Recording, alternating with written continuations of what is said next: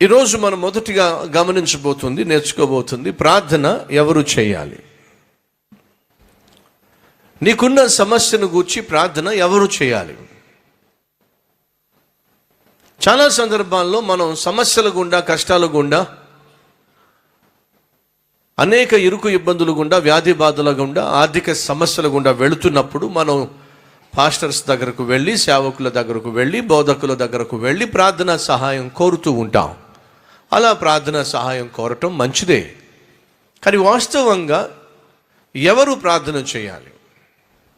ఉదాహరణకి అనారోగ్యంతో బాధపడుతున్నారు, హాస్పిటల్కి మీరు వెళ్ళారు, డాక్టర్ గారు మీ యొక్క ఆరోగ్య పరిస్థితిని చూసి మందులు ఇచ్చాడు. ఇంతకీ మందులు ఎవరు వాడాలి?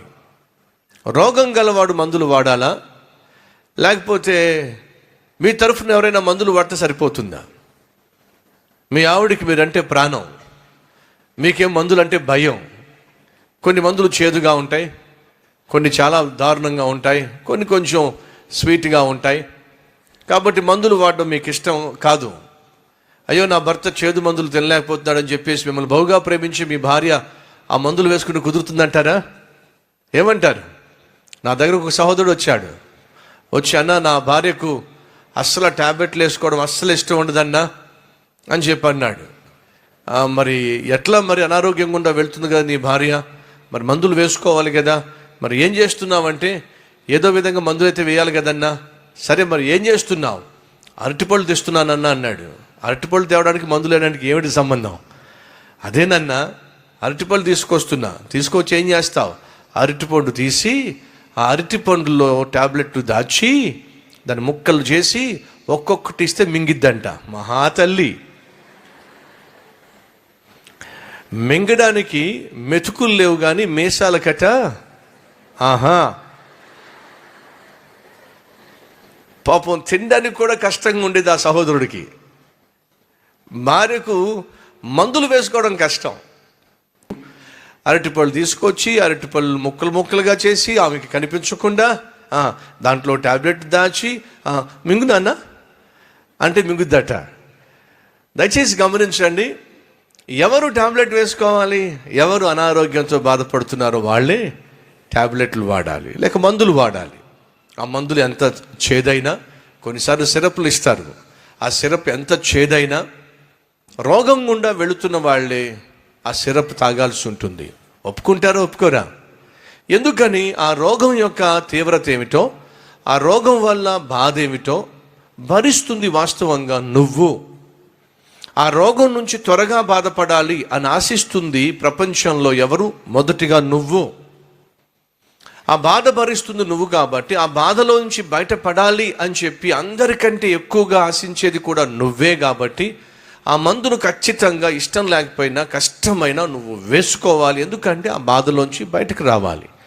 అది వాస్తవం అయితే ఈరోజు నీకున్న సమస్య, నీకున్న కష్టం, అది నీకు కన్నీరు పెట్టిస్తుంది, నిద్ర పట్టకుండా చేస్తుంది, తిన్నప్పటికీ తినకుండా చేస్తుంది, తిన్నప్పటికీ సహించకుండా చేస్తుంది, మానసికంగా నిన్ను నలిపేస్తుంది, క్షోభను పుట్టిస్తుంది. అటువంటి సమస్య గుండా నువ్వు వెళుతున్నప్పుడు భరిస్తున్న నీకే తెలుసు దాని బాధ ఏమిటో. ఇప్పుడు ఆ బాధలో నుండి బయటికి రావాలంటే ఎవరికి ప్రార్థన చేయాలి? ఆ బాధ నుండి విడిపించగలిగిన దేవునికి ప్రార్థన చేయాలి. దయచేసి వినండి. ఈ రోజుల్లో మతంతో సంబంధం లేకుండా, కులంతో సంబంధం లేకుండా, ధనంతో సంబంధం లేకుండా, అందంతో సంబంధం లేకుండా, చదువుతో సంబంధం లేకుండా ప్రతి మనిషి కష్టాల గుండా వెళ్తున్నాడు. ఒక విషయం చెప్పమంటారా?